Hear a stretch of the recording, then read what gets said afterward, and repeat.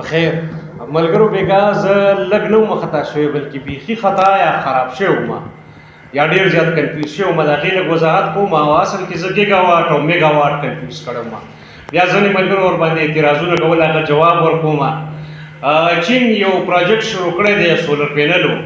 په منګولیا ریجن کې د چین چې کوم منګولیا ریجن دی نو په هغې کې په 2 لکه ایکړو باندې یو سولر پینل پام لګوي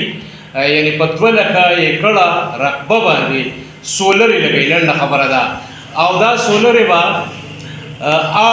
ګیګا واټ بجلی پیدا کوي 8 ګیګا واټ یې تقریبا په 1 ګیګا واټ کې وي 1000 میگا واټه نو 8000 میگا واټه 8000 میگا واټه بجلی پیدا کوي د پاکستان ټوټل ضرورت چې دی دا وخت 30000 میگا واټ دی یعنی د پاکستان تقریبا 25-30% ضرورت با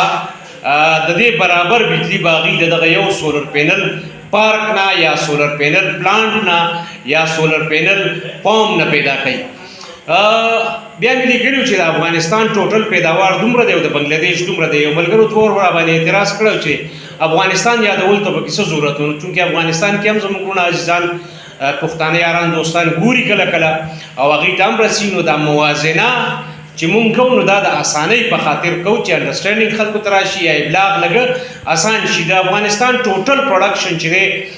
ضرورت چې دی دا 1500 میگا واټه دی یعنی 1.5 ګیګا واټ دی او 750 یا 800 خپل پیدا کوي یعنی د 1 میگا واټ نام خپل پیدا کوي د پاکستان ټوټل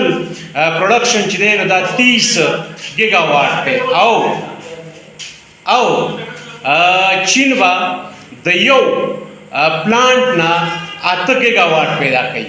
دا د بنگلادیش نیم ضرورتونه پوره کوي د بنگلادیش ټوټل ضرورت چې دی دا 15000 میگا واټه دی یعنی 15 ګیګا واټ دی نو د نیم نه سیوا ضرورت دغه یو پلانټ پوره کوي نو معلومات او په معلوماتو کې کله کله بنده کنفیوز کیږي نو هغې لپاره بخښنه غواړم منځ کې شور هم راته د خبرو بازار دی غوښته مې دغه کنفیوژن کلیر کړم او دغه خپله خطا چې ده نو دا بهرحال ومنم او تاسو سره دغه انټرسټینګ معلومات شریک کړم او دې کې ښه خبره ده چې دې سلنسر به مونږ طرف ته نه دا ګرین انرژي ده او دا رینیویبل یا چې کاربن ایمیشن او نور د ماحولیاتو نقصان په دې کې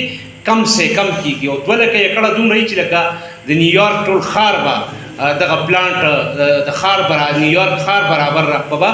دغه پلانټ نیسي او چې 8 ګیګا واټه بجلی به پیدا کوي کورم ودان